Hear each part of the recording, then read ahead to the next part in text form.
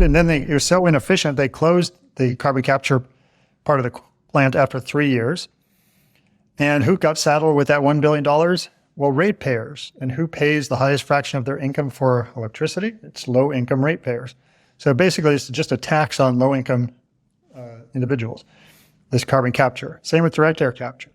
Even with bioenergy, it's the same problem. Welcome to the World Changing Podcast. Was that too much? Yeah, that was probably too much. But we'll keep it anyway. How about this? If we do the podcast and the world doesn't change, then we can take that out. Welcome to the World Changing Podcast, where we deconstruct the projects and products that are moving us towards a decentralized and carbon-free future. We'll talk to the skeptics, supporters, and innovators in the fields that depend on electricity to run their industries, which is changing every single day. I'm your host, Greg Robinson, co-founder of Aston Labs, a decentralized infrastructure company. And on the other side of the camera here, we have Flo Lumsden, our producer, and she will make sure that the train stays on the tracks while we do this. Welcome back to the first episode of the second season of the World Changing Podcast. And we are really excited because our first guest was sort of a reach guest for us. We had Mark Jacobson on. So tell me again why you were so excited to have him on the show. I first came across Mark Jacobson's work in 2018, maybe. I think his first work was done in 2015. It was just this huge research project of like, here's a plan. Not here's an idea. Not here's like my marketing copy, but like here's an actual mathematically verifiable plan to get rid of fossil fuels, period. Not net zero, not some crazy thing that you had to twist your brain into a knot to try to understand what the marketing copy was saying to you. And for me, that was like, I'd been looking for that for a long time. And ever since I'd gotten into the solar industry, this is the first time I heard somebody say, we can use wind, water, and sun to get rid of fossil fuels. And he did that for a bunch of countries, right? That research? Yes. The very first one he was looking at was the U.S. Then it was like 139 countries. And it's just getting better. And I mean, he obviously continues to do a lot of work on the topic. Just came out with a book called No Miracles Needed. For me, it was all just that. There was a lot of math involved to explain how this could happen. Still to this day, nothing even compares to that research. And yet, unfortunately, there's plenty of people putting a lot of time and energy into not acknowledging that his lab and his partners have already done that research. Someone who's taken an engineering approach to solving this problem. And so that's why I hold him in very high regard. I think I might have said to you one time, I was like, we should see if we can get Mark Jacobson on. And you're like, Mark got back to me. What? I was like, all right, let's talk to him. I think, yeah, it was so awesome. Let me give a little bit more background on Mark. So Mark Z. Jacobson, he's a professor, civil and environmental engineering, and the director of the Atmosphere Energy Program at Stanford University. He's published 6 books and has over 175 peer-reviewed papers.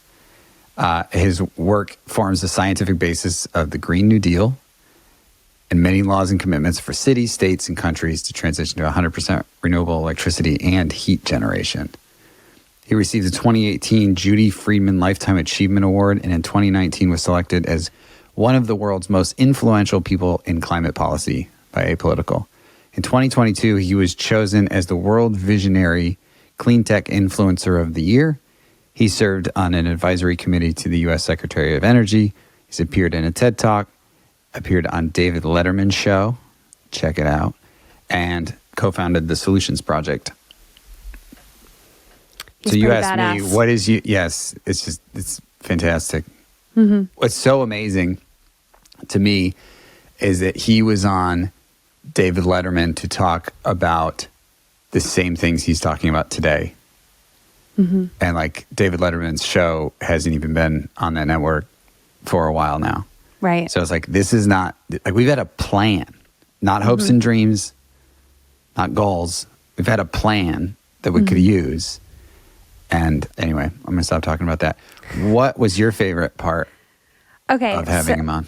So two things. First of all, I really loved how his journey to environmentalism or renewable energy started as being a tennis player in California and dealing with bad air quality and having trouble working out, practicing, seeing his friends get sick from the air quality. It was an innocent way into just trying to figure out why this was happening and what the problems were. And it's fossil fuels. The pollution from fossil fuels are really bad for us. And on top of that, they're warming the climate in a unpredictable, unnatural way. So it was interesting to hear him talk about it that way. And I think people forget to add that angle in, that it is also air pollution. And then also I loved hearing his take on net zero. He just came straight out and said, it's greenwashing. It's greenwashing. It's sort of a politicized way of making the transition to renewable energy a little bit slower and making it possible to do carbon accounting so that we can just preserve an existing forest and say, oh, we did something and we're still burning a bunch of fossil fuels into the environment. So I appreciated his candor in that area. All right, there you have it. We hope you enjoyed the conversation as much as we did. I'm super excited to talk to you today because I just spent a week at COP28. I had to sit in rooms where it's just like, I would listen to people talk about something and be like, that's not true. It's not true. It's not true. I was in a meeting yesterday and the same thing happened. Really? Yeah. It's like, I sometimes feel like the pitch from some of these companies, like I was at a roundtable discussion about like direct air capture. Like it was all the investors in direct air capture. It was all the companies in direct air capture. And I was just listening to it and I feel like it's those old infomercials where they made the task look so much harder than it was, like where they would be screwing a light bulb and they would make it look totally impossible so that you would buy their product. I don't know if you remember those. Oh, it's like, are you tired of screwing in a light bulb and having it be, break all over the place? It's like, I've never done that before. So it just seems like when they explain, I'll just give you this one quote that was, the claim they said was 10% of the economy cannot be decarbonized. And for the part that cannot be decarbonized, we have direct air capture. And I just thought that's just made up out of the blue. Yeah. So and by the way, just so you know, we'll put all the introductions and all of that stuff at the beginning. And my goal today was just to talk about these things. I want to get into some topics that you've talked about lately. I've seen some posts from you. If you're okay with this, we're happy to go into anything you want to talk about. So meander, if there's any points you want to talk about that are pertinent to even this week of meetings you've been in, also great. But mostly I'll stay away from making you explain your research paper and the research that you've done, because I just think there's so many places on the internet that we can point people to. And I think there's so many pertinent conversations that are going right now, especially around COP, just what I've been seeing on social media and my first question for you is, why are people allowed to say that? Why are these if I went out publicly and said, we're going to do this amount of revenue next year and I've signed all these contracts, and that was just fundamentally not true, that's called fraud. I'm not even allowed to say that. But how come there's sort of scientifically disproven points that these companies are allowed to say? Do you have any perspective on that? Well, I guess they'll say whatever they want until somebody calls them on it. They're free to say it's not illegal to say what they want. I mean, some of these companies, they do get charged with fraud. And once they make promises, like this nuclear company, NuScale, have been claiming that new nuclear reactors, small modular reactors that they were building was low cost, and was telling its shareholders this. Then its largest contract was canceled recently, and shareholders turned around and sued them for fraud for making rosy claims about new nuclear. Yeah. So at some point, if somebody does lose money on it, then they will get in trouble. But until then, they pretty much say what they want. And it is up to the scientists to push back. I mean, part of the problem is not only scientists are not aware of the problems with direct air capture and carbon capture, governments as well are not aware. And so governments are indirectly or not necessarily intentionally complicit in this inability to change. I mean, a good example is like in COP, a lot of countries don't want to phase out fossil fuels. They're getting criticized for that, rightly.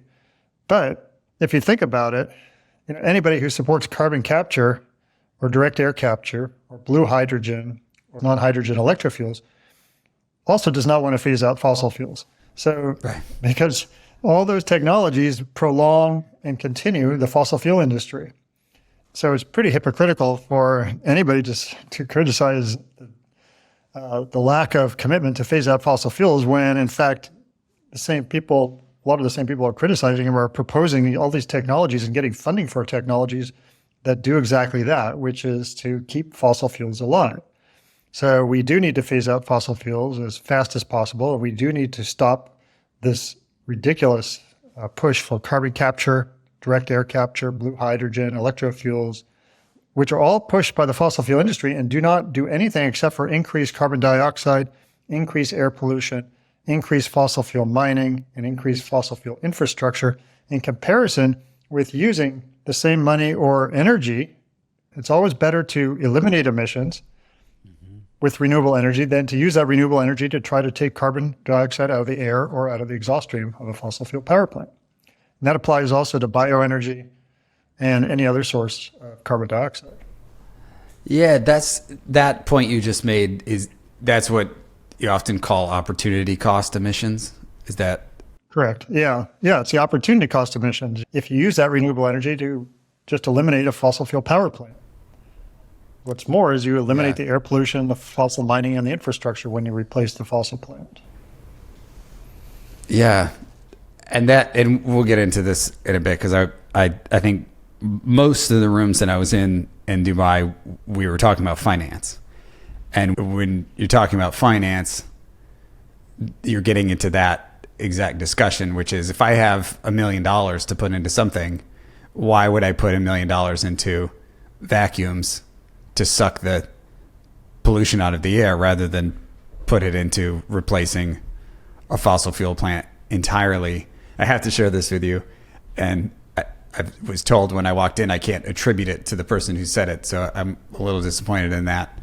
I heard someone sit on the stage and say, there's no good data about how bad it is that we're burning fossil fuels. If we had better data about how much pollution we were creating or how negative the effects would be, we'd be able to solve it. And I just thought it was like so much money is being put into finding out how bad it is. And it's like, well, we do have studies that show how bad it is. Just people are not looking into the literature. Right. I mean, we know that fossil fuels and biofuels and other types of bioenergy cause 7.4 million air pollution deaths per year worldwide and billions more illnesses. And that costs the world, in terms of statistical cost of life and morbidity, on the order of $30 trillion per year. Oh my God. And these are avoidable deaths and morbidities. We need to eliminate these, not only the deaths and morbidities right away, but also global warming. We have 6 years to solve 80% of the problem and about 11 years plus to solve 100% of the problem. By 2050, at the latest, we need to solve 100% of the problem, but 80% by 2030. So we do not have time to waste. And we're putting $1 billion here, $1 billion there in technologies that have no benefit whatsoever. All they do is increase carbon dioxide, increase air pollution, increase fossil mining infrastructure. That's not good. And even in isolation, these technologies do not do very much. One example was there's one coal plant in the United States that had carbon capture added to it. It was the Petronova project in Texas. They spent $1 billion. Just to give you an idea of how energy intensive that is, to run the carbon capture equipment for the coal plant, they built a natural gas plant. And then they mined natural gas. They piped it. There's leakage from the mining, and there's emissions from the mining. And they didn't capture any of the emissions from the natural gas plant. The capture rate from the coal plant was much lower than expected. They didn't capture any emissions from the coal mining. When you looked at the overall emissions compared to what was captured relative to the overall emissions from this whole operation, the capture rate over a 20-year time frame was only 11%. And then that didn't even account for what happened to the CO2 after it was captured. It was piped to an oil fields nearby and used to dig out more oil. And that process itself, 40% of the CO2 goes right back to the air. So they really had about a 7% capture rate. And who knows if the rest was captured. It was supposedly stuck in the underground. But nevertheless, they had more oil to burn, and that resulted in more air pollution, more mining, and or more carbon dioxide. And so it's just not a solution to anything. And then it was so inefficient, they closed the carbon capture part of the plant after 3 years. And who got saddled with that $1 billion? Well, ratepayers. And who pays the highest fraction of their income for electricity? It's low-income ratepayers. So basically, it's just a tax on low-income individuals, this carbon capture. Same with direct air capture. Even with bioenergy, it's the same problem. There is a proposal to spend $5.6 billion in the upper Midwest in 5 states, South Dakota, North Dakota, Iowa, Nebraska, Minnesota, on carbon capture attached to 34 ethanol refineries, and they would be connected by 2,000 miles of pipes to send the carbon dioxide that's captured to North Dakota to sequester it underground. Sounds great, right? Except, hey, what's the ethanol used for? It's used for what are called flex fuel vehicles instead of gasoline. Right. Sounds even better, right? So you don't need gasoline. Well, notwithstanding the fact that all the energy needed to take corn and grow the corn and water it and fertilize it and then cultivate it and then transport it and then refine it to ethanol, that takes a lot of energy and emits a lot of carbon dioxide as well as air pollutants. And then you burn the ethanol in a vehicle and you still produce a lot of air pollutants. What about spending that $5.6 billion instead on replacing the entire ethanol infrastructure with wind powering battery electric vehicles? So I did a study on that, and the conclusion was it would reduce CO2 by 2.4 to 4 times that of this ethanol plant, which included carbon capture, and it would save consumers $30 to $60 billion over 30 years, primarily due to the fuel cost savings because electricity is so much more efficient at running a vehicle than is combustion. And so basically, adding carbon capture is just saddling consumers with tens of billions of dollars of excess fuel costs for the next 30 years and increasing carbon dioxide relative to replacing these vehicles. I mean, anybody who has a gasoline vehicle knows, the price of gasoline varies, but somewhere between $3.50 to $7 a gallon. Yep. And the equivalent cost of electricity is like 70 cents a gallon. Over 15 years, you can save anywhere from $30,000 to $40,000 in fuel cost if you drive 15,000 miles a year, which is the average in the U.S. So, all cases that I've ever looked at, there's never a benefit of carbon capture of any kind. It's always an opportunity cost. It always increases air pollution. It increases carbon dioxide. It increases costs. You need pipelines. And in the case of fossil fuels, you have more fuel mining. You have more fossil fuel infrastructure. In the case of bioenergy, orders of magnitude more land is required. Yeah. Anyway, there's just no benefit, not even in hard to abate sectors. We can go to zero emission cement, zero emission steel. They already exist. There are already technologies to do that with zero emissions without carbon capture. Yeah. One of the words that kept coming up this past week was bankability. It sort of goes to this idea, to me, that I've just seen it over the last 15 years. I'm sure you've seen it your whole career. The things that should get financed don't necessarily get financed. That it's the things that become deemed bankable. And all that really means is that you have a big balance sheet that's willing to guarantee that payments will be made. But I've seen over the years so many times that these projects are, quote, bankable when they start. And as soon as they go out of the money or they prove to not be working, then in the utility or in the energy sector, to your point, a lot of those costs just get thrown over to the ratepayers because the utility is not on the hook for basically upholding that. Like, they can't lose money. And so many projects that I've seen over the years, they get financed because they check enough boxes for the banks to call them bankable.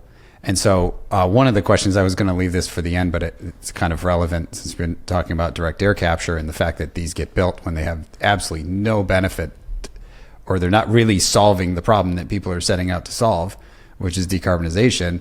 They're just getting built because they're deemed bankable. And so what are some of the financial challenges or just the financing challenges? These projects would not survive without funding by governments.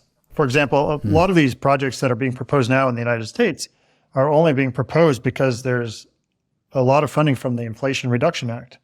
I mean, about 40% of the funding from the Inflation Reduction Act in the United States is going towards what I call useless technologies. 40% are going to carbon capture, direct air capture, blue hydrogen, electrofuels, bioenergy, small modular nuclear reactors. These are all useless technologies for actually solving the climate and pollution problems we face.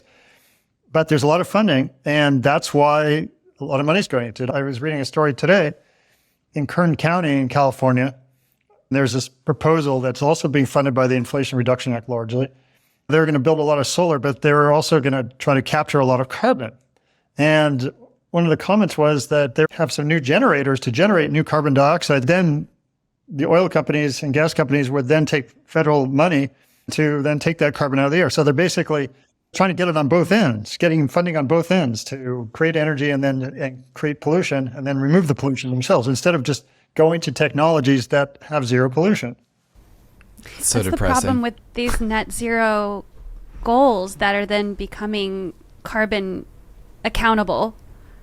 There's like these accounting mechanisms associated with net zero goals, is my understanding. And so I'd love to hear about I'm going to point out. So the term net zero is a greenwashing term. I mean, we really need zero emissions, not net zero emissions. Net zero only means we're going to use carbon capture. We're going to offset our emissions with trying to pull carbon dioxide out of the air. So this is, again, a term that's made up by the fossil fuel industry, and also the bioenergy industry also has interest in it as well, where they want to allow emissions to occur, but then get funding to take carbon dioxide out of the air as well. And so that takes pressure off them to close down. So we need to focus on absolute zero emissions. Or even if it's negative emissions, it's not net negative emissions, it's negative emissions. And there are some kind of carbon capture that's good, and they're called trees. So trees are a good kind of carbon capture. They don't require energy or equipment. They're planted in the ground or they grow naturally. And they take carbon dioxide and water vapor out of the air and convert it into tree material to grow. So that is good, which is what we call natural direct air capture, but not synthetic direct air capture, which is people making equipment and using energy to try to suck carbon out of the air and suck taxpayers' money out of the government's pockets. So this is a great carbon and money sucking device. I'll just add, I think what people need to understand is, sure, if we had 50 years to solve this problem and we had the luxury to do all these different, to waste time, basically, and money, then I'd be like, well, at least they're doing something. But we don't. We don't have 50 years. We have 6 years. So we don't have time for this. That's the problem.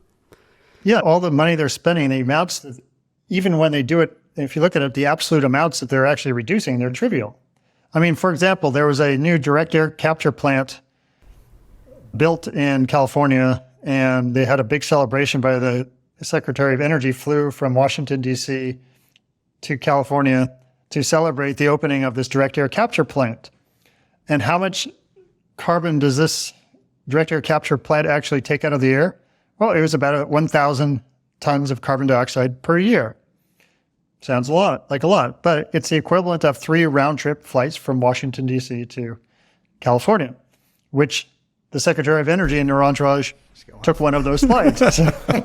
So in one flight, she just offset 1/3 of the savings of this direct air capture plant for the year.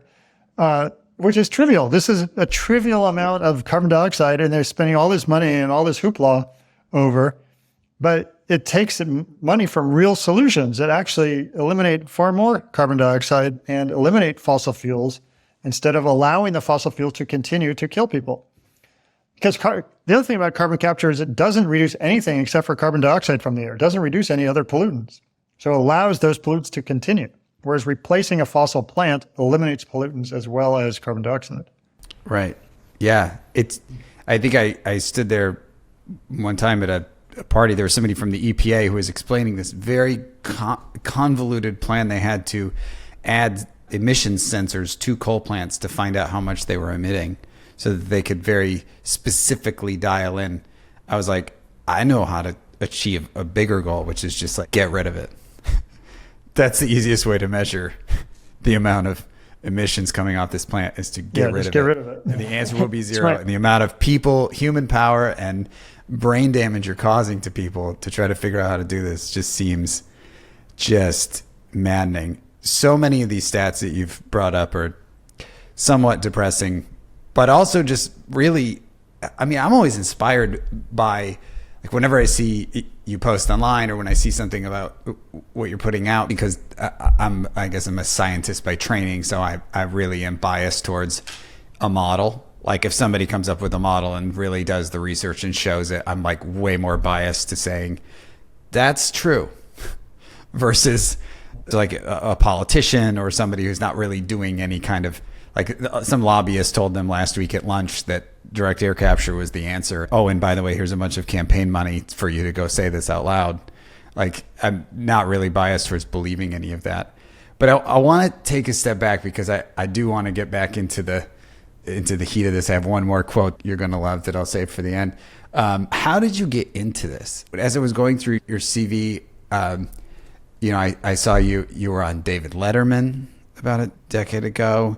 And I think that your air pollution stat was actually about a third of the deaths and morbidities at that point than it is today, which is actually somewhat depressing.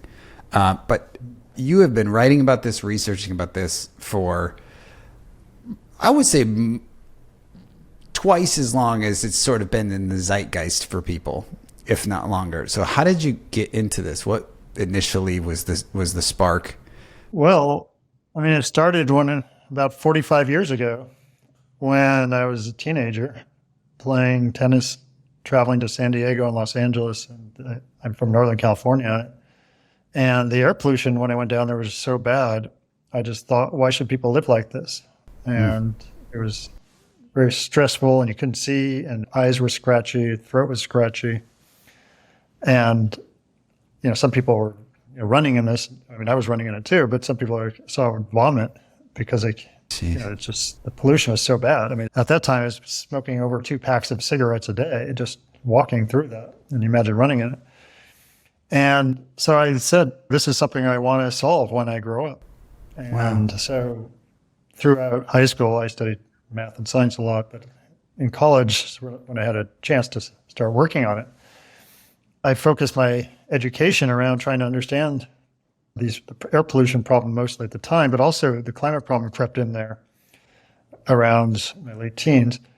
And I really only had a chance when I went to graduate school. I mean, I majored in undergrad in civil engineering and economics, and then did a master's in environmental engineering, which is groundwater pollution, but that's only because those were the closest I could come, because there was no major in air pollution or climate science or anything related to the atmosphere. So I studied civil engineering, economics, and environmental engineering. But then for my PhD, I went to UCLA, where I knew there would be a laboratory right outside my door to study air pollution. And I studied atmospheric science there. And I was fortunate to be able to do a PhD project on computer modeling of air pollution in Los Angeles, which I built effectively from scratch. A computer model, only the third in the world, to really combine chemistry and gases, particles, meteorological transport, but also radiation and other processes to simulate air pollution in an urban region. The idea at that time was, well, I want to first understand the problems. Then I expanded that model ultimately to a global climate model that had a lot of detail And then I did all scales in between. I connected them to the global with the local model and developed what's called a nested model that would nest from the global scale to the urban scale. Wow. And I used that to study the impacts of gases and particles on air pollution, health, and climate. After I studied the effects of different energy sources like coal, fossil gas, gasoline, diesel, bioenergy, and even hydrogen, looking at the effects on the climate and on health and on feedbacks in the atmosphere. But I started my PhD in 1989 and finished 1994, and then started working on global modeling 1994, 95. But it was in the late 1990s, right at the end, about 1999, I started looking at solutions. So I started looking first at wind energy for several years. Then around 2007, 8, I started looking at other types of energy, solar, geothermal, hydro, and did a review in 2008 comparing different energy sources and looking at which energy technologies might be the best at solving global warming, air pollution, and energy security. So in fact, I did a paper in 2008 reviewing the different energy technologies because people were starting to talk then about carbon capture, starting to talk about bioenergy and nuclear as solutions to global warming. So I compared those technologies with what I call wind, water, solar technologies, wind, solar, geothermal, hydroelectric, tidal, wave power, and determined at that point that ignoring costs, the best technologies for the environment in terms of combination of climate, air pollution, and other environmental benefits, land use, looking at water supply as well, the best technologies were wind, water, solar technologies, and these other technologies were not so good. So it was back in 2008 that I came to that conclusion based on what the available information, and nothing has changed then in terms of the conclusion. Since then, there's been no improvement in carbon capture, nuclear power, bioenergy. They're the same as in 2008, and those conclusions are the same. Mm-hmm. Wind, water, solar is the only way forward in terms of solving the climate and air pollution problems we face. I mean, and unfortunately, their costs have come down since then. Like 10x or more, right? I mean, 10, yeah. Like no one's standing around saying, are we sure about these smartphones? Are we sure we want to use these? Like, shouldn't we go back to rotary phones? Or it just seems like that adoption should have happened with wind, water, and solar by now, but we're still... Yeah, I don't see anybody standing in line at Blockbuster for Betamax. Right. Yeah. Yeah, exactly. Like coal plants should be like sold in like nostalgia stores at this point, like little road set. It's like, remember when we used to use this? That was the thing of the past. What I think is really amazing about the research you've done is you didn't forget or gloss over some of the really important points like energy security and energy costs. You could very well have theoretically said, here's how all of the electrons can get delivered. I actually got to meet it was the president of Palau, who's talking about they want to go 100% renewable because like their primary energy sources in these small island communities are diesel generators. They have a land issue, but they also have this issue of they pay 85 cents a kilowatt hour for power. The costs are high, the reliability is low, and so oftentimes reliability, so uptime, how much does the energy stay on, and cost is often the sort of tired explanations that people who really don't know that much about fossil fuels, but that's what people will say, is we have to keep fossil fuels. I actually think the president of the COP said that, was if we don't keep fossil fuels, we'll be cavemen again. And it's like, because you've done that research on energy security and uptime reliability, what do you say to somebody in the fossil fuel industry that comes and says, well, don't you want the lights to stay on? And do you want to be paying 10 times more for electricity? Well, I mean, I've had a whole electric home for the last 6.5 years, and I'm connected to the grid. But if it's nighttime and the power goes out on the grid, I have battery backup, and it always kicks on instantaneously. So I don't suffer from that. And places that have battery backup, they also don't suffer because batteries are much better than what's currently used. Mostly is just fossil gas to back up the grid. There are two main sources of backup right now. It's hydroelectric power and fossil gas. And hydroelectric we want to keep. That has a response time of 15 seconds. I mean, within 15 seconds, you can get electricity from nothing within 15 seconds with a hydroelectric dam. With fossil gas, it takes 5 minutes to get 100% electricity from nothing with the fastest plants. With a battery, it takes 10 milliseconds. It's even faster. It's like instantaneous. So batteries save money over fossil gas in providing backup. And they're a lot easier. You don't need pipelines. You don't need to continuously mine. And there's 50,000 new oil and gas wells drilled every year in North America. And in the United States alone, there are 1.3 million active oil and gas wells and 3.2 million abandoned ones. Worldwide, there are like 29 million abandoned oil and gas wells. And a third of these all leak methane and other gases.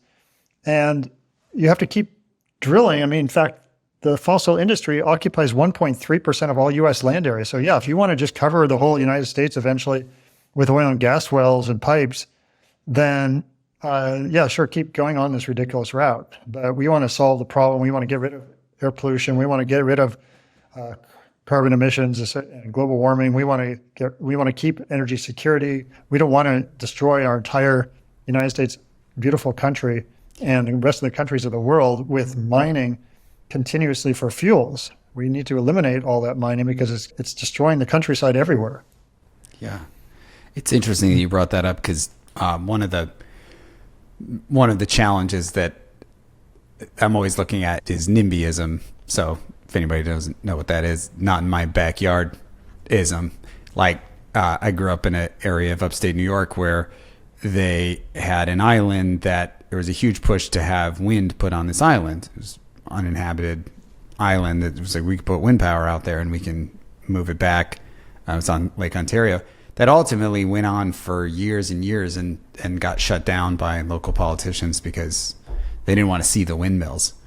I mean, you bringing up what you just brought up, which is the alternative is way worse, that we just eliminate all of the natural areas of our country while we keep going. We'll just have oil derricks everywhere, which doesn't look much better than windmills, being honest. Have you taken a deep look at like the data of how much pushback is there really on the deployment of new renewables? Is that just like anecdotal evidence that the fossil fuel industry pulls out and says, look, nobody wants these things here? Or have you seen any data on NIMBYism? I mean, there is NIMBYism in certain places, but there are but still wind and solar are being put up in the United States and worldwide at a very rapid pace. So there are a lot of places where there's not an issue. So you mostly hear about the places where somebody is pushing it, people are pushing back. But you also have NIMBYism with fossil fuels too, and nuclear power. But the key is, like, if we're looking at how much land occupation, our study for the United States finds that we would use less than 1% of the United States land area for a complete conversion of all energy from fossil fuels and uranium and bioenergy to just wind, water, solar. And most of that less than 1%, most of that area is open space between wind turbines that can be used for dual purposes like farmland, rangeland, open space, or you can put solar on that land, compared with 1.3% of the U.S. land area is used for fossil fuels. And that's growing every year because we keep drilling tens of thousands of oil and gas wells every year, building lots of pipelines. And they want to build more pipelines with CO2 capture and more infrastructure, just continuously covering the U.S. Whereas when you build a wind, water, solar infrastructure, that's basically, sure, there will be some growth over time, but it's not continuous growth because you don't need to mine or put in new infrastructure for the mining of fuels. The wind comes right to the turbine, solar comes right to the panel. So you eliminate that whole mining for fuel component, which is by far the biggest source of new land occupation by the fossil fuel industry. And so they're going to just keep occupying more and more land, whereas we'll have a fixed set of land that's less than what they're occupying, and it won't grow very fast. Population increases will cause slight increases, but it won't be for fuels, which the fossil fuel industry is burdening us with now. Yeah. We had a guest on the podcast who's spent about 30 years in the power electronics side of the business, really focused today on transmission lines. So as you think about a conversion to wind, water, solar, how much does transmission play into it? Or do you think that there's a way for us to make it small and distributed enough that we're not having to create these long haul HVDC lines or even the overhead lines from North Dakota to LA or any of that. Well, we can start with the existing lines and we can beef up the existing lines so they're higher capacity. And then we will need some new lines because, if you build a new wind farm, let's say in North Dakota, you have to connect it to a local transmission line. So you need local lines. A lot of that's underground. The more we can underground, the better. Then nobody will even care about it. They won't care. But we will need some additional transmission lines. There's no doubt about it because we're going to convert everything to electricity. And we'll have in a complete wind, water, solar world, just to give you an idea of how efficient it is, let's say we have 100 units of energy today for everything. That's electricity, transportation, buildings, and industry. Today, 20% of those units, or 20 units, is for electricity, and the rest is for transportation, buildings, and industry. If we electrify all energy and provide the electricity with just wind, water, solar, there's a 56% reduction of the energy requirements. But all that remaining 44 units is electricity. So instead of 20 units of electricity, we go to 44. So we little more than double the electricity requirements, but we reduce overall energy requirements 56%. So we will need more electricity, a little over two times. We will need some new lines, but we eliminate all the need for pipelines and we can get rid of all existing pipelines. And so there's no new pipelines going forward. Even in your home, why do you have two sources of energy in your home? Why do you have electricity and gas? So some people might have three. You just need electricity. It's just much more efficient. It's cleaner. You don't have pollution in your home. And you can provide that electricity with solar on your roof, or most of it for most people. Or even if you can't, it's still less expensive. You don't have to rely on mining of fuels and the cost of the transport of fuels. But it's definitely cleaner in your own home, and it can be made more reliable on a large scale with grid backup, with batteries. And the biggest source of backup right now, as I mentioned, is hydropower. But there are also other ways to keep the grid stable, including demand response. Utilities give people incentives not to use electricity at certain times of the day. And that helps and saves you money as well. Yeah. But the key is that we want to electrify everything. We will need some more transmission, but we're going to have fewer pipelines. And then also more local sources of energy will reduce the need for transmission. So more rooftop solar. So if you have the more people that put solar on their own roofs, that means they don't need to transmit anything for that electricity. You can use your own rooftop solar when you have excess rooftop, then you could send the excess to the grid. So there are efforts in many states and where a lot of rooftop solar is growing by utilities to prevent the growth of rooftop solar because that takes away from the business of the utilities.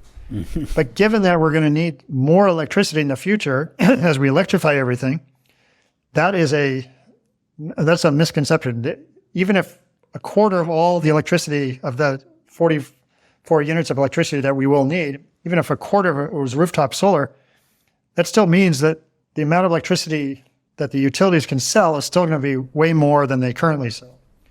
Yeah. So there's room for everybody when we electrify everything. So utilities should support rooftop solar because it reduces transmission needs. And we want to reduce transmission needs because transmission lines can spark fires. And they have in California and in Maui, for example, those fires were transmission line fires. Yeah. It's always occurred to me that if a utility could make a margin on the power that you sold back to them, or if there was a fundamental business model shift where it's like they actually made more money by buying and reselling from their local distribution network than they would by building some massive CapEx plant way the heck out in the middle of nowhere, they could still increase shareholder value, as is one of the necessary things for a publicly traded utility company, if they could just make more money by buying it from their local network rather than buying it from something they build themselves. It just seems like a stroke of the pen way to incentivize people to build more of their own stuff. But are you seeing any of that, like any of those business model shifts in the utilities, or are you still trying to hold on to their old ways? I've pretty much mostly seen utilities fighting against rooftop solar. Yeah. They just think that since they can't sell the electricity themselves, that they're not owning that electricity. More people have rooftop solar means fewer customers they have. That's how they're thinking about it. And they're claiming that that's going to hurt their business, whereas in fact, they should be supporting electrification of everything, which would benefit everybody in terms of costs, in terms of health, in terms of climate, energy security. And they will make more money in the long run because, even the short run, because there'll be greater electricity demand, even if there's a lot of rooftop solar. Yeah. Maybe the co-ops and the municipalities or something could roll something like that out. It seems like an easier thing to do than PG&E or one of those. Yeah, well, there are community choice aggregation utilities that do support rooftop solar, but it's really the PG&Es of the world that are slowing down the transition. How are those going? I remember one in like Marin County, wasn't there? Is there also one near where you live?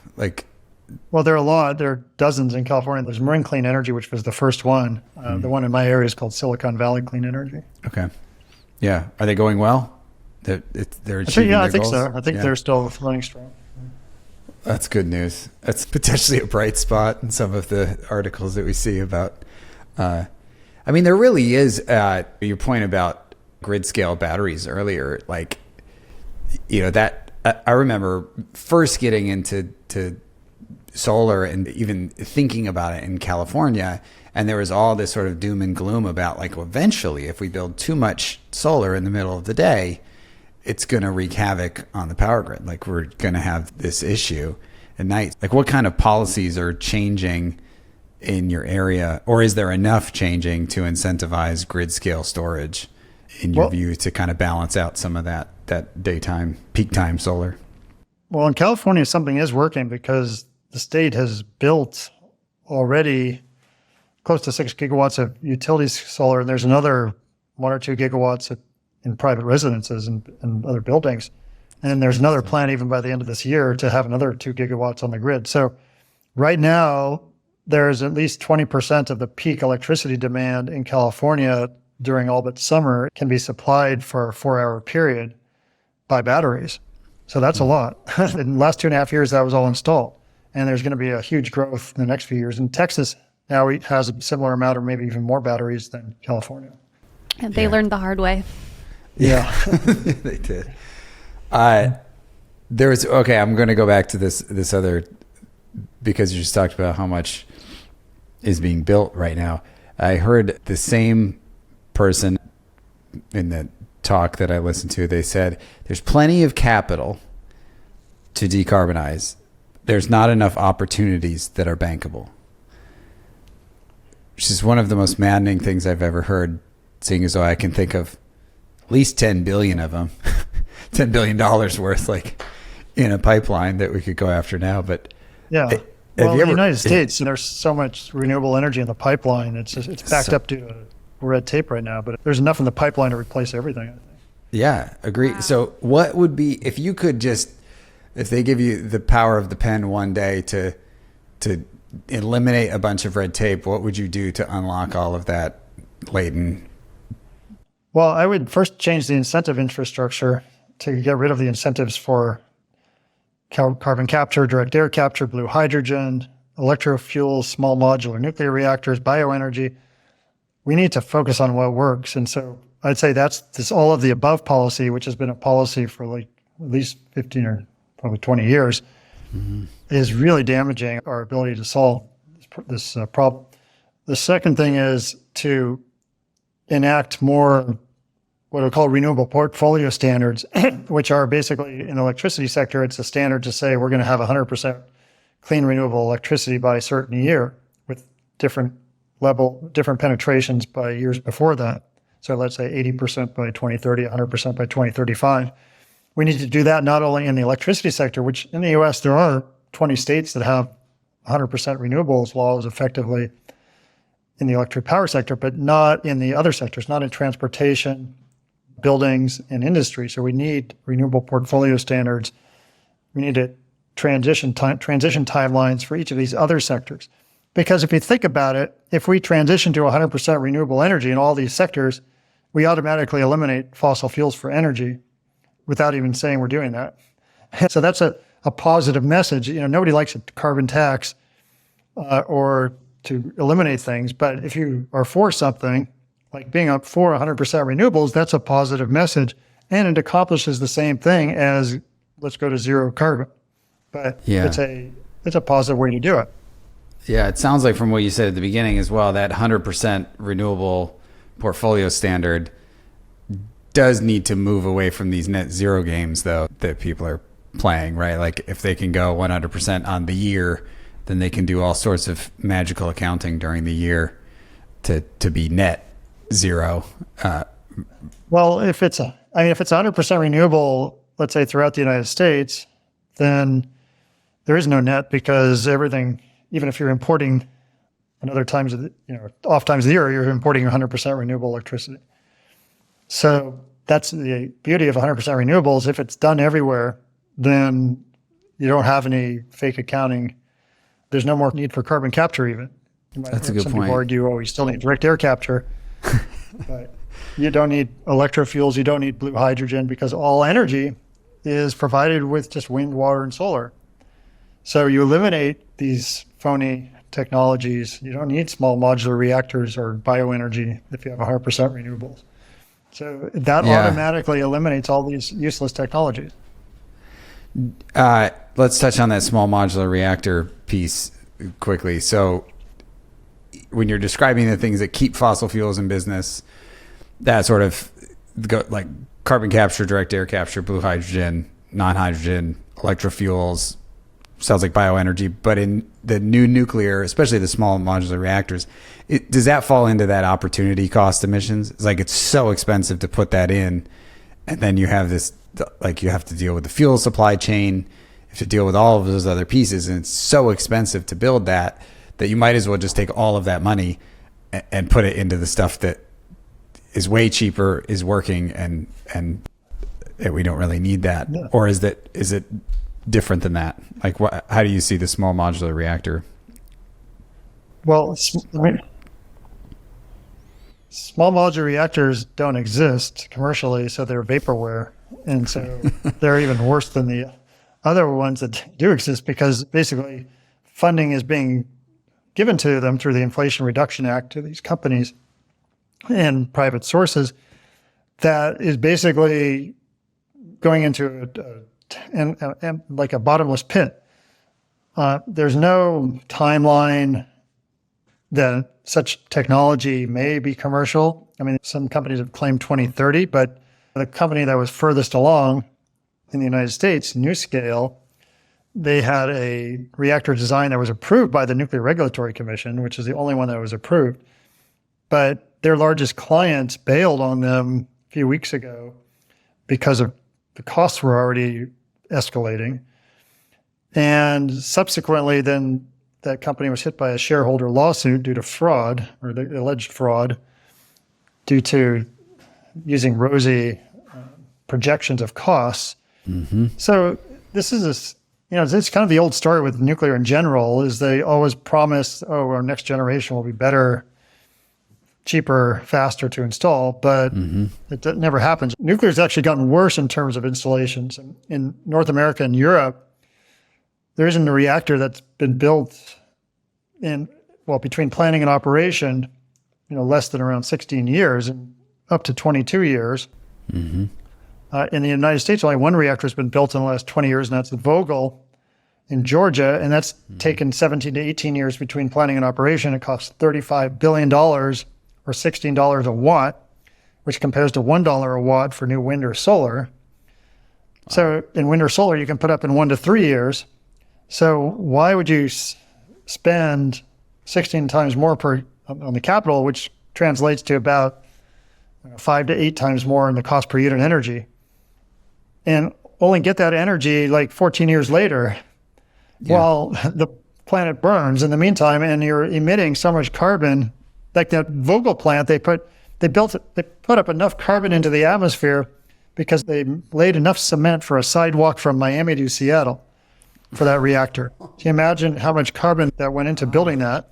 In addition to allowing for 17 years coal and gas plants to spew out emissions, whereas if they invested that same money initially in wind or solar, they would have been starting to eliminate that emissions within 1 to 3 years.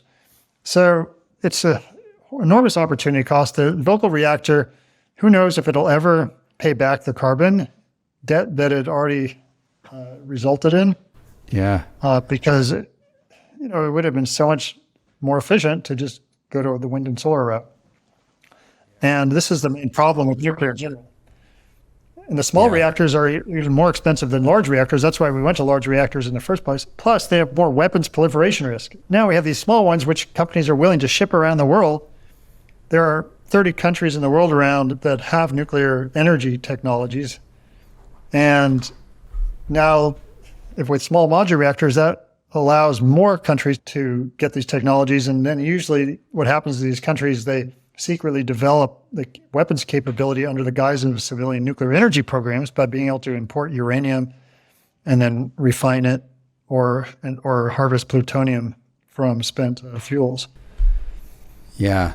It's my lesson in large nuclear was I lived outside of Seattle for about 15 years, and we used to drive to the coast and you would see the failed nuclear reactor plant. I don't know if you remember that one. I think the nickname was Whoops. I think the acronym spelled Whoops, but there's just these huge plants and you drive by it. It's like that never made any energy whatsoever. Multiple billions of dollars worth of, there are a few of those. One in South Carolina too.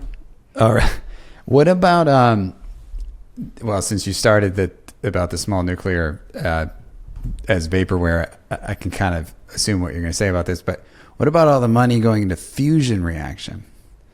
I mean, that might not even be vaporware. That might just be science fiction, but I'm just curious your thoughts on that. That's like a factor of 10 multiplied useless endeavor. I mean, yeah. As certainly as a researcher point of view, I'd say, oh yeah, it's fun to research, to research. But from a practical point of view, I mean, again, we need to solve 80% of the problem in 6 years, and we're wasting money on something we know is not going to do diddly squat, and will never be commercial in our lifetimes. And they can promise all they want. It's just we know it's not going to happen. So it's like we shouldn't be wasting it. We should be spending money and time on things that actually do work, and we know what works. Yeah. If I didn't know already that you were not a physics major, I now know that you were not a physics major based on your view of this. I just know so many physics people. They're like, oh, I really want to spend my nuclear fission or fusion is really pushed by the nuclear researchers who depend all their income depends on, or not all, but a lot of them, their income depends on the U.S. federal funding from the federal government to pay for their research and their jobs. A lot of them are soft money positions. So I can see why nuclear physicists really support nuclear. It's because there's a huge financial incentive. There's a huge amount of money in the past that's gone into this. Yeah, I had the opportunity when I was in undergrad for physics to replace pieces of my degree with other math-based sciences, and I replaced all of my nuclear physics curriculum with atmospheric science and climatology.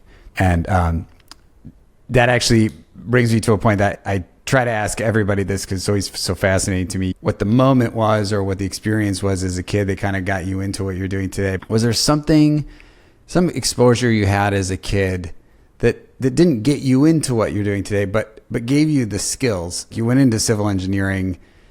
You obviously were drawn to the engineering world, and even in your research and some of the things you've said today, definitely seem to have more of a bias towards getting things done in real world, practical ways, which to me is so much more of an engineering approach rather than a physicist approach, which is more of like, I can theorize how this world should work, and so therefore I'll design to that. So was there something in your childhood that pushed you into that engineering or to really think of the world this way? Well, I think when I was like 7 or 8 or 9, I built this massive toothpick sculpture. That was like a village. It was a village made of toothpicks. So if that counts as engineering. 100%. 100%. I mean, it's actually, I still have it. It has little mobile parts on it. And it's actually, I can't believe I did that. I think we might need a picture of that. That's amazing. I do have a photo of it somewhere, but that's fantastic. This village. That is awesome. Yeah, my co-founder of Aston, we've been together for a long time. We actually played in a band together when I was in college, but he got into, his answer to getting into software was his parents got him like a Commodore 64, and he was playing video games, and he found out that he could break the game and magically like the code would appear in front of him as he broke it. Yeah, similar. I can see that like that. I mean, there's something very pragmatic and visceral about having to create a structure out of something. And I think I've been so fascinated to talk to you because there's so many hypothetical conversations going on. And it's like, if it can be marketed, it gets marketed. It's almost like now all of a sudden our deep science companies act more like political organizations, just in terms of like, I have to get stakeholder buy-in. I have to get capital stakeholder buy-in for this new invention that I have, rather than, hey, here's something that really could move very quickly. I've also had this experience just personally in my career so far where when I heard companies say, we're 100% renewable, yay. Like I actually truly believed that they meant that they were running their facilities on 100% renewable energy. It was so naive to think that, because they absolutely were not. I mean, they were buying renewable energy credits from a grid that wasn't even connected to theirs, sort of like, you know, from Texas or something when they were elsewhere. And you've been in the industry from before that renewable energy credit sort of swap game started to happen. Do you think that was a necessary step in the industry where we needed to have those renewable energy credit purchases? We had to have companies sort of stepping up and putting up their balance sheets to say, I'll underwrite this, but you have to give me marketing credit. Do you think that was a necessary step, or do you think that has gotten us down a path that's actually tough to unravel now? Well, I think if the company is actually, if whatever it's spending on is actually resulting in the building of a new wind or solar farm, that's good. Like, for example, Stanford University, where I work, it's 100% renewable, not only for electricity, but also heating and cooling. And what it did was it replaced a natural or fossil gas plant that provided 80% of the campus electricity and heat, and it replaced it with this energy system that consists of cooling and heating. So it built two chillers and a boiler, put like 30 miles of cold and 30 miles of hot water pipes around the university, and then put 10 megawatts of solar on the rooftops, and then bought 2 new solar photovoltaic farms in the Central Valley in California. So for a total of around 160 megawatts. So they actually paid for 2 new solar farms, and they're getting their electricity from the grid. So they're not getting their electricity directly from those solar farms, but from the grid, but they're offsetting it with that electricity production, which would not be there otherwise. So that kind of purchase, where you're actually purchasing something real that's resulting in new development, that's good. I mean, that's what Amazon is doing, and I'm sure like Microsoft, Google, you know, they building farms. A lot of them they're using their own electricity in some cases for data centers, but other cases they're just building and they're on the grid. And these companies are over 400, maybe 450 companies worldwide, including 8 of the 10 biggest companies in the world that have now committed to 100% renewables. And they're the ones who are making the biggest changes, or some of the biggest changes around the world. I mean, Amazon has built more wind and solar and some other energy and battery storage in several entire countries. And that is really good. But there are other types of fake credit schemes. You know, when you're like buying carbon offsets from a forest, you're going to preserve a forest for a few years or something. You can't judge if that's actually saving anything, right? Especially over farmland, like not just letting farmland go for a few years, and then a few years later, then they just burn it down or something. And so, when you can't actually verify that there's an actual reduction, I don't like those kinds of schemes. It's carbon credit schemes, but I do like the schemes where you're actually building somewhere a wind or solar farm or battery storage facility, even if it's not connected to your business. Yeah. And do you think, so in your modeling, even if you're building these new large scale systems far away from demand, is there any scenario where the grid is having to build new fossil fuels for like peak? Or do you think that battery technology is far enough along that we don't need any more gas peaker plants to? I don't think we need more peakers. I mean, generally what happens is if you need more electricity, you import it. So like California, it's about 50% renewables in the annual average in California. But there are a lot of times when we don't have enough electricity in the state, and so they just import it. But if you look at the grid around California, like Washington is like on the order of 90% renewable. It's true. Idaho too, a lot of hydropower. And many other states are getting either, I'd say on average, all the imports are 50% renewables. If you look at all the states that California imports from. Yeah. So it's not a bad thing. In fact, the greater the interconnection region, the smoother, the easier it is to supply 100% renewables everywhere. And as we provide more wind, water, solar in these other states, we're going to 100% imports as well. So it doesn't really matter if we have import extra electricity if it's all 100% renewables. Yeah. Yeah, I like that California has sort of expanded into the imbalance market. I mean, it's not quite as efficient yet as it probably should be, but they at least can tap into these other resources from sunnier states or windier areas or more. But and so in California, though, I mean, the thing that's holding us back is offshore wind not being put up yet. Because we have a huge offshore wind resource, and there are a lot of plans to put up offshore wind. Mm-hmm. But one of the problems is Diablo Canyon nuclear plant is hogging the biggest transmission line to the coast, and basically limiting the amount of offshore wind we can develop in the next 5 to 10 years, because of infinite wisdom of our state governments. They decided to try to keep it open for a few extra years, and that's all it's doing is saddling consumers with high subsidy costs because it's being subsidized to stay open. And it's hogging the transmission line and is preventing more solar and wind and other energy sources from being developed. That's incredible. And you mentioned subsidies. I did have a note to talk to you about subsidies, but it just is still fascinating to me that there are, I believe the number is about $1 trillion worth of fossil fuel subsidies still in play. What can we? I think they're more than that. You're talking about worldwide or in the U.S.? I was just saying in the U.S. I was trying to keep the number low. I had no idea about that. That's not good news. Yeah, that would be my question. It's just like, how do you get rid of something like that? I mean, what are the steps? I mean, there are different somebody types could take. Yeah. Yeah, there are different types of subsidies. There's direct subsidies. There's tax code subsidies. So the fossil fuel industry has been manipulating the tax code for over a century. And then there's subsidies of what they're not paying, like through health costs and climate costs.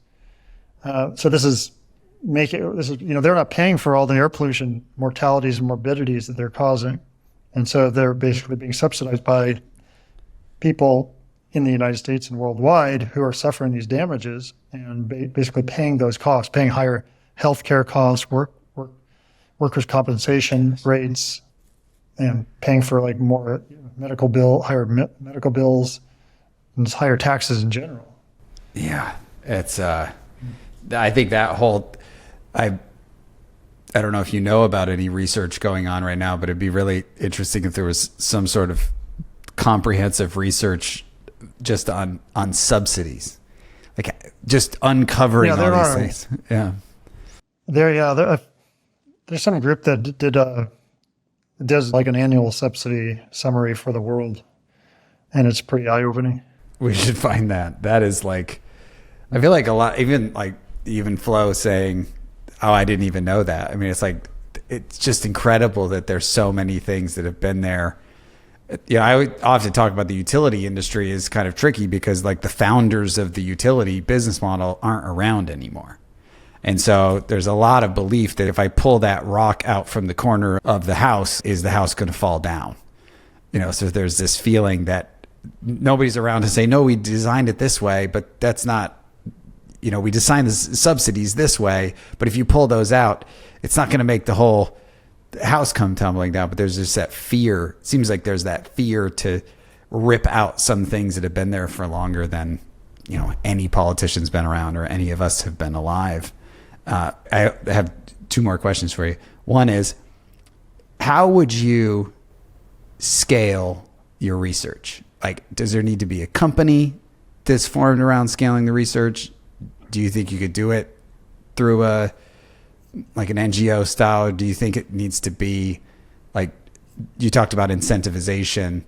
Like, do you think it's a policy thing, or do you think like that a company could be formed around that to actually go out and do that development, or to push? Have you thought about kind of the mechanisms that would be required to scale this across 139 countries?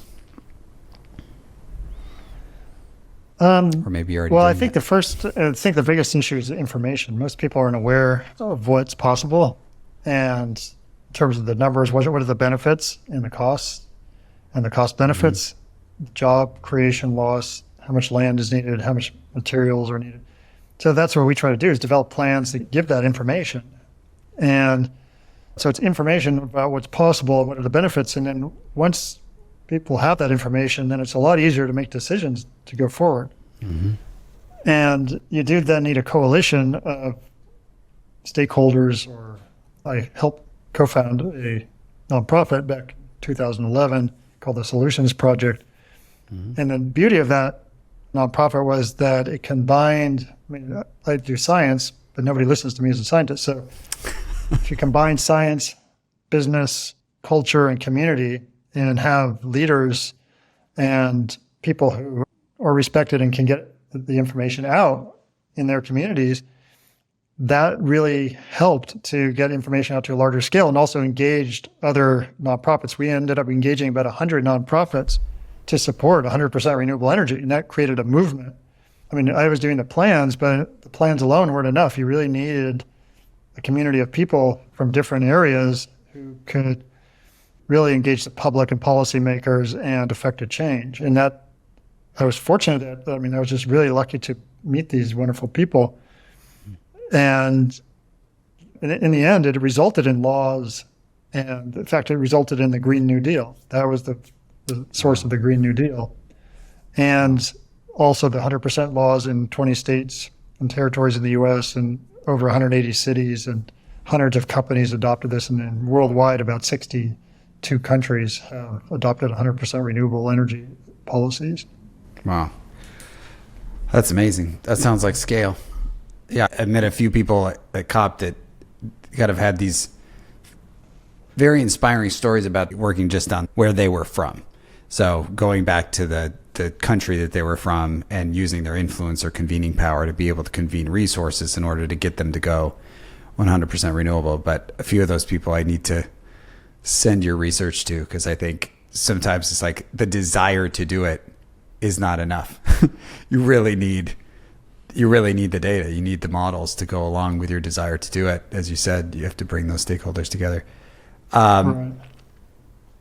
Yeah, I think that actually covers it. The only other question I was going to ask you was just about kind of the biggest challenges. You did mention that nobody listens to you as a scientist, which I think is like, should go on the climate epitaph or something like that. It's like that is like the I think the ultimate challenge of being a scientist in climate is like so easy for people to be like, it's not warm out, freezing cold, or some ridiculous statement. Everybody's a scientist, right? Right. I think it might be getting worse. I do think I talked to a bartender at one point about mRNA transcription in the last couple of years. So I think we've reached peak armchair scientist, I hope. But thank you so much for having this conversation with us. The only thing I'll say is, like, if there's anything that you would ask of anyone, we try on this show to really, after we record, to take and point the messages at specific people. Rather than just sort of putting it out there and hoping we amass a bunch of listeners. It's more of like we try to kind of use it as a way to get it in front of stakeholders or people who need to hear this. So if there's anything for anyone, whether it's policy, whether it's the Federal Trade Commission to make these people stop saying the things that they're saying, if there's any message that you want to leave us with. Well, I think we need to focus and keep our eye on the ball. Focus on what works, which is clean renewable energy and storage. What does not work are things that we know don't work, carbon capture, direct air capture, blue hydrogen, electrofuels, bioenergy, small modular nuclear reactors, geoengineering. These are all distractions, useless, not helpful, increase air pollution, increase carbon dioxide, increase fossil mining, fossil infrastructure, land use. So we need to deploy the clean renewable energy technologies we have, electrify everything, provide the electricity with clean renewable energy. Focus on that. Stay positive because we can solve the problem. We have 95% of the technologies we need. So I'm just going to be optimistic that we will and can solve the problem, and hope that others who listen are agreeable and help actually move the ball forward in solving this problem. Amazing. Perfect. Thank you, Mark. Yeah. One thing. Yeah. I hope that we can't escape this planet. So eventually people are going to have to come around to the fact that this is in their interest. So, Yeah, that's true. I mean, there's a benefit. There's a financial benefit and health benefit, job benefits. But you're absolutely right. Yeah. So that's my hope, is that eventually the self-interest will come through for us. Yeah. Selfishness must prevail. Selfishness must prevail. Yeah. Well, I know that's why you got to shift these incentives to useful things, and people can then try to make proposals on useful things, not useless things. Anyway, 100%. Thanks, Greg. Thanks, Flo. Appreciate it. Thank you. Thanks so much, Mark. Have a great day. Thanks for tuning into this episode of the World Changing Podcast. Be sure to follow us wherever you get your podcasts, iTunes, Spotify, YouTube, to hear the latest episodes.